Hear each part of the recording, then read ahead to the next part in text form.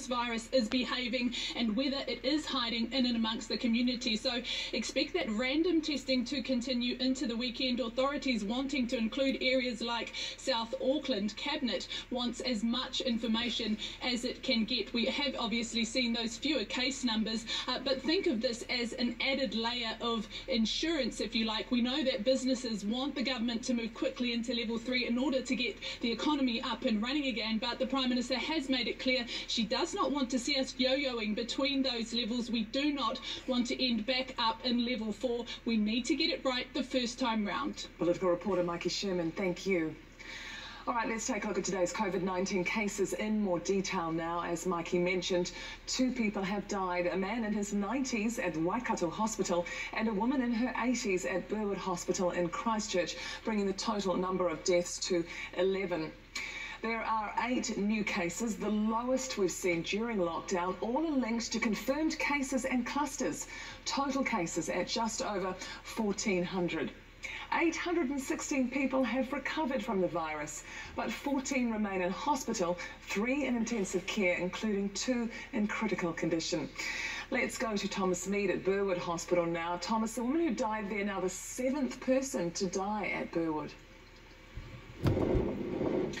That's right. She was one of 20 patients transferred from Rosewood to Burwood just under 2 weeks ago. And tragically, as with all of these cases, the family was not able to be with her when she died, and health staff had to take over on their behalf. Those health staff, those nurses, by the way, are doing an incredible job. We have an anonymous source here at the hospital who's told us that they're doing everything they possibly can to make these poor people comfortable in their final moments. But even they are restricted by the types of PPE that they have to wear. So while they can hold their hand, at the moment it's glove on glove rather than hand on hand. Fears continue for some of the other seriously ill patients here, and because of that, the ministry was asked today whether there is a way, as we move out of the lockdown and into level 3, for families to be able to come into the hospital to be with their loved ones. There's no answer on that yet, but the ministry is working on it urgently. And so while the question now is, while these numbers, while this is just a number on a page for some people, for others, for these families, this is an incredibly tragic loss. And the only thing that any of us can do is to follow those initial rules, to stay at home, and then you will save lives. Indeed. Thank you, Thomas. 6 residents from an Auckland rest home linked to COVID-19 cluster have been taken to Waitakere Hospital, and more could follow. The St Margaret's residents were transferred from Te Atatu this afternoon due to staffing shortages at the rest home, with a number of staff currently in isolation.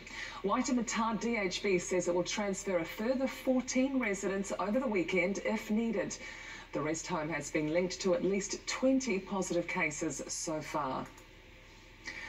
The Education Ministry is reassuring schools they'll get more detail in the coming week on how to operate under level 3.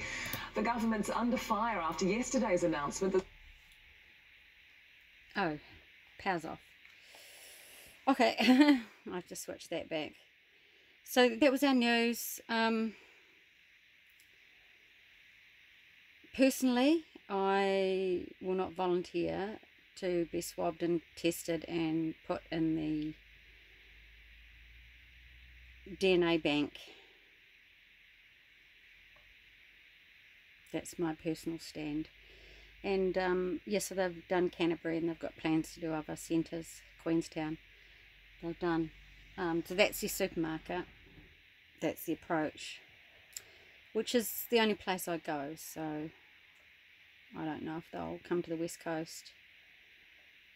But yeah, I will decline. I would imagine they would get everyone's details at the same time you'd fill in forms as get the tests. So yeah, I'm not going to give that data to the grid.